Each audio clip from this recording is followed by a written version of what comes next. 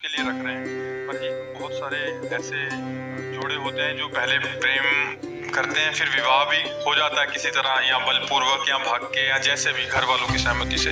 फिर क्या होता है आगे चल के, जब एक दूसरे के बारे में पता लगता है और फिर उनकी कमियां नजर आती हैं, फिर वो और ज्यादा धोखाधड़ी, या पहले भी संबंध थे तो महाराज जी फिर इतना ज्यादा हो जाता है कि अब ना घर के रहे ना घाट के रहे। माता पिता की इज्जत भी दाव में लग जाती है, अगर छोड़ते हैं, अगर पकड़ते हैं तब भी लगी हुई थी। तो महाराज जी ऐसे में बहुत सारे ऐसे दंपति हैं जो एक पक्ष वो दूसरे को समझा रहे हैं, बाद में जाके तो फिर वो मानसिक तनाव से बहुत गुजरना पड़ता है, फिर डिवोर्स केसेस और बहुत सारे लव मैरिज ऐसी हैं जो बाद में। हमारा शास्त्रीय विवाह है, बड़ा मंगलमय परिवार चला, कभी कोई एक दो की बात नहीं कह रहे।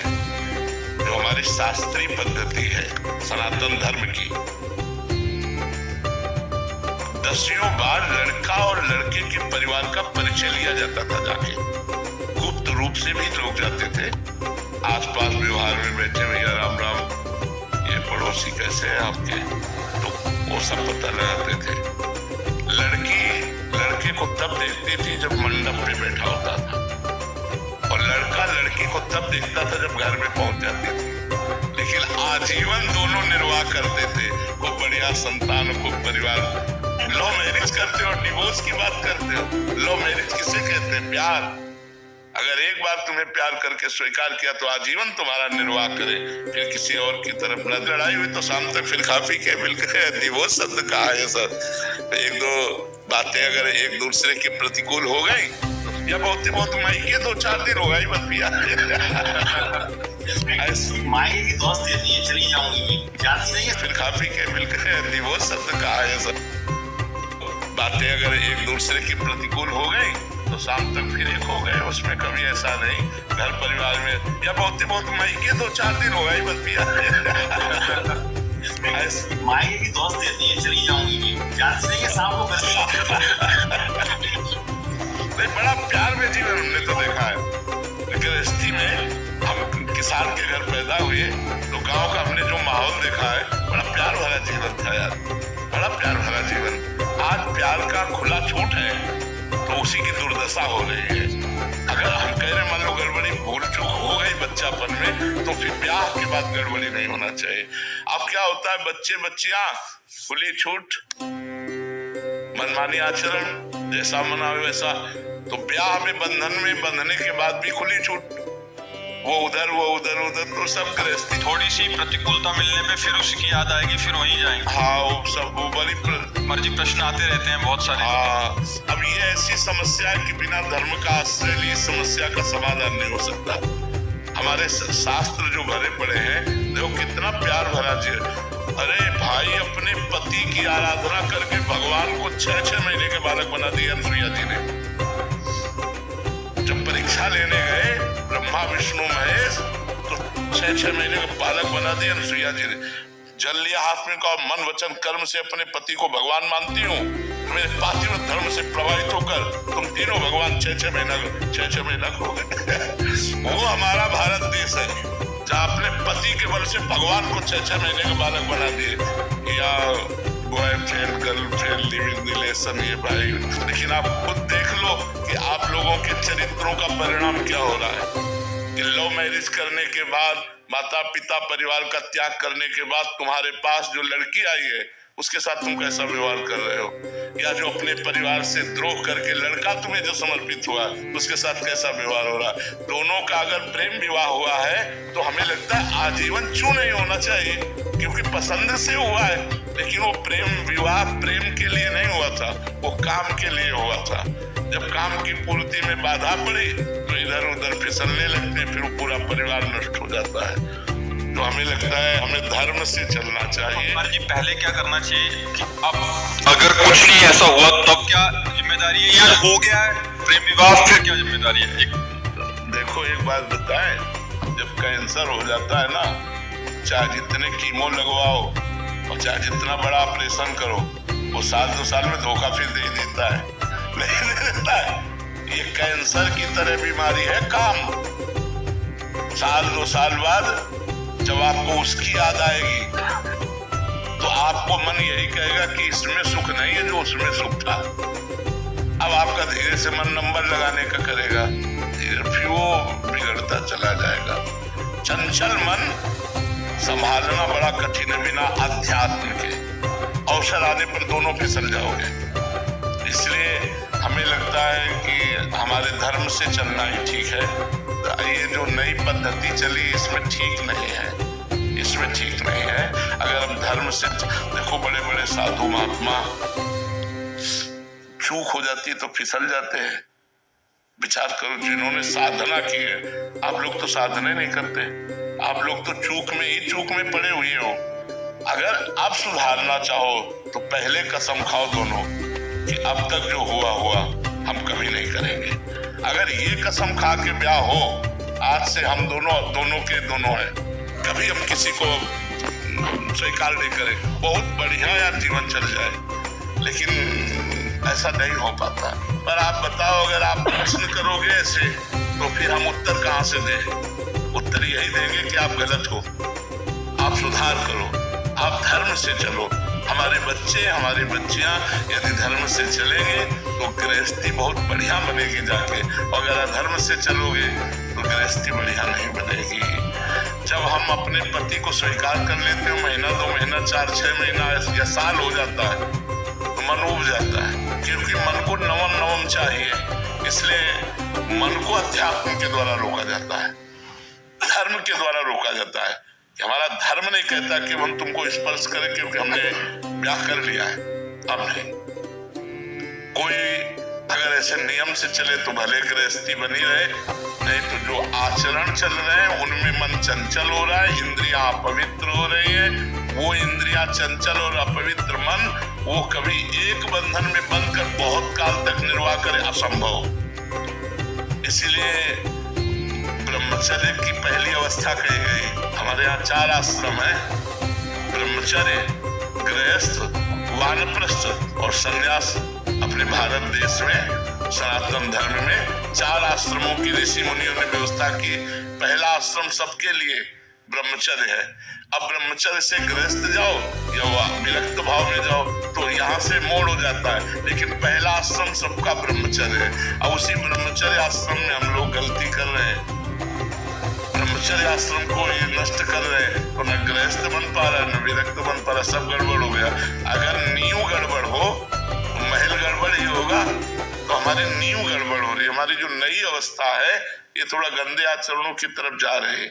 कोई नए बच्चों को देखो व्यसन कर रहे हैं, भला व्यसन करने की अवस्था की अध्ययन करने की अवस्था है। जहाँ हमें उन्नति करनी चाहिए वह हम अवनति वाले मार्ग स्वीकार। कोई गलत आचरण अगर हमारे ना हो बचपन से लेकर के 25 साल तक, तो हम अच्छे विद्यार्थी बन सकते हैं। हम अपनी समाज सेवा के लिए किसी भी पद में जाएंगे, हम बहुत अच्छे बन जाएंगे। अब जब आप शुरू में ही नशा और बेविचार आदि दोष स्वीकार कर लिए तो आपकी जो नींव थी वो खराब हो गई। आप किसी भी पद में जाएंगे तो आप भ्रष्ट होंगे, आप उन्नतिशील नहीं होंगे, आप इधर उधर दृष्टि डालने वाले होंगे, आप घूस लेने वाले होंगे, क्योंकि आपका स्वभाव बन चुका है व्यसन करना, व्यभिचार करना। तो व्यसन और व्यभिचारी को अर्थ की अधिक आवश्यकता होती है, तो अब उसे अर्थ चाहिए, चाहे धर्म से मिले चाहे अधर्म से मिले। जो व्यसन रहित है, व्यभिचार रहित है, वो धर्मात्मा पुरुष प्राण त्याग सकता है लेकिन अधर्म नहीं कर सकता। आज ऐसे मिलना बहुत कठिन है जो धर्म के लिए अपना सर्वस्व समर्पित। हम इसीलिए आर्मी के जवानों को सबसे ज्यादा आदर करते हैं, क्योंकि हमारे राष्ट्र की सुरक्षा में ईमानदारी से प्राण समर्पित करने वाले ये जवान हैं।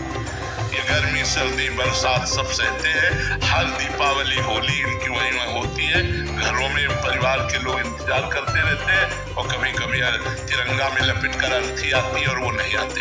इसलिए हम सबसे ज्यादा सम्मान भारतीय जवानों का करते हैं। हमें लगता है हर भारतीय को सम्मान करना चाहिए। सुविधा भी देखो क्या है, जो मिला सो खाया, नहीं तो चाहे जहाँ खड़े कर दो, चाहे हिमालय में खड़े कर दो, चाहे बॉर्डर में खड़े कर दो, कब गोली आवे कोई भरोसा नहीं। प्राण त्यागने के लिए तैयार है। इसलिए हम आर्मी के जवानों को विशेष सम्मान देते हैं। जो अपने धर्म में, अपने राष्ट्र में प्राणों को बलिदान करना चाहे, हम उसे नमस्कार करते हैं, उसे प्रणाम करते हैं। तो अगर हम ईमानदारी से, हम सब एक भारत के हिस्से हैं, हम जितने भारतीय हैं हम एक भारत का हिस्सा है। अगर हम गड़बड़ होते हैं, गलत आचरण करते हैं, तो हमारा भारत एक हिस्से में गड़बड़ हो रहा है, एक हिस्से में गलत हो रहा है। तो अब नवीन पीढ़ी तो हमारे भारत का भविष्य है, इन्हीं में एमएलए बनेंगे, इन्हीं में सांसद बनेंगे, इन्हीं में अधिकारी बनेंगे। अगर इनके आचरण ठीक नहीं है तो हमारा आगे का जो भविष्य है वो बहुत गड़बड़ है। इसलिए हमें नौजवानों को व्यसन रहित और व्यभिचार रहित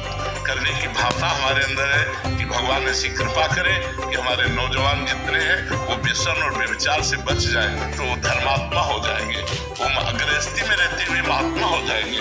अब यही सब बातें होती हैं जो ये बच्चा लिख के दिए, यही बातें होती हैं। फिर और क्या होता है, क्योंकि मन चंचल है, मन चंचल है तो कितने दिन एक में टिकेगा, फिर संबंध विकसित हो जाएगा। देखो हम बात समझना हमारी बड़ी सूक्ष्मता की है कि हम चाहे 10 की तरफ देख ले, तुम एक की तरफ देखना भी नहीं पसंद करोगे, अपनी पत्नी किसी और की तरफ देख रहे, तो हमको सोचना चाहिए कि पत्नी के अंदर क्या विचार होंगे। जब हमारे अंदर ये विचार है, हम अंदर घुस के बात कर रहे हैं, उसको देख लो थोड़ा अंदर प्रवेश करके, उसके मन में भी है कि मैंने अपना प्राण और जीवन तुम्हें समर्पित किया है, तुम हमारे सिवा किसी को और इस दृष्टि से मत देखो, तब दोनों का संबंध चलता है। लेकिन आज बड़ा विक्षेद हो रहा है, बड़ा विक्षेप बढ़ रहा है, इसीलिए बड़ी समस्या आज नहीं तो आगे देखना और आ जाएगी, और भारी समस्या है।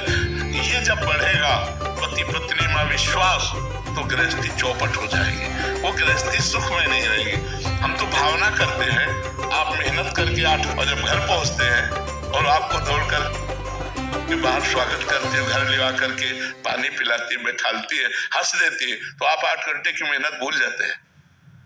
बच्चे छोटे छोटे पापा कह करके दौड़े तो आप खुश हो जाते हैं। अब वो तुमसे बात नहीं कर रही हो। मेरा प्रश्न है कि ये राग द्वेष मेरी दैनिक जीवन में खत्म ही नहीं हो रहा, इसको कैसे खत्म करूं महाराज? देखो, जब तक हमारे पास भजन बल नहीं होगा, तब तक हम चाहे जितना ज्ञान दूसरों को उपदेश कर लें और चाहे सुन लें, वो प्रयोग में नहीं आएगा। प्रयोग में तभी आता है जब हमारे पास भजन बल होता है। ये हम तुमको रहस्य की बात बता रहे हैं। एक बैठ करके मंच पे बहुत शास्त्रों का उपदेश कर रहा हो और उसने कभी भजन में रुचि नहीं की, तो केवल साउंड बोल रहा है, अंदर में कुछ नहीं है। और एक बोल ना पाता हो और खूब राम राम राधा राधा कृष्ण कृष्ण जप किए, उसमें वो सब बात होगी जो शास्त्रों में लिखी है। भजन से ही सब बात बनती है। तो हम जानते हैं कि राग करना और द्वेष करना ये दोनों मायाकृत बंधन है, ये दोनों हमको आवागमन में फंसाते हैं, बार बार जन्म बार बार मरण में, लेकिन हम इनको हटा नहीं पाते हैं। अनुकूलता में राग होता है और प्रतिकूलता में द्वेष होता है। तो द्वेष की सत्ता नहीं है, राग से ही द्वेष होता है। यदि राग ना हो तो द्वेष होगा ही नहीं, अगर काम ना हो तो क्रोध होगा ही नहीं। कामा संजायते क्रोधा, ऐसे ही राग से द्वेष होता है। तो हम राग जब करते हैं तो अनुकूलता को लेके करते हैं। वो अनुकूलता होती है शरीर, वस्तु, पदार्थ, अपनी चाह की अनुकूलता। यही तो माया है, चाह मिटानी है, अनुकूलता का भाव मिटाना है। और ये राग तभी नष्ट होगा जब हम भजन करेंगे। भजन के बिना तो सिर्फ बातें हैं, और बातों से माया पर विजय प्राप्त नहीं की जा सकती। बारी मथे घर तो होए बरो, सिखता ते बर तेल, बिनु हरि भजन न भवतरी, या सिद्धांत भेद। ये अटल सिद्धांत है कि बिना भजन के आप संसार के राग द्वेष दुखालय जन्म मरण, इससे आप पार नहीं हो सकते।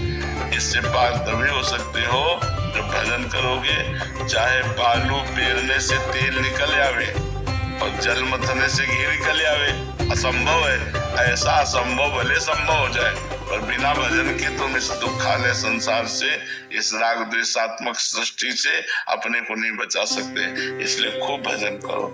किसका प्रश्न है? जो नाम प्रिय हो वो खूब नाम जप करो, और शास्त्रों का स्वाध्याय ना हो सके तो संतों की वाणी सुनती रहो, और सब में भगवान है ऐसी भावना करो, तो राग द्वेष मिट जाएगा।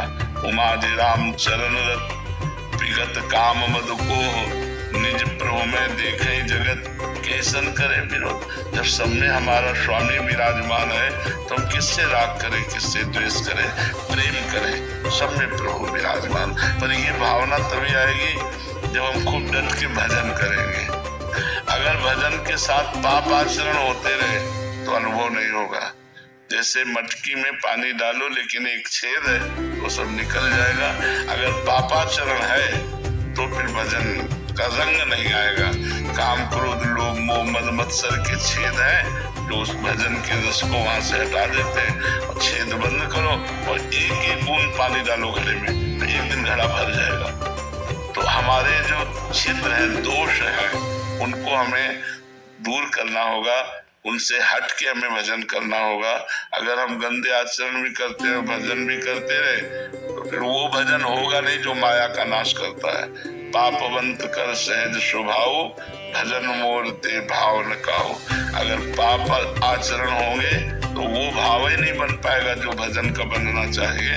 नहीं तो भजन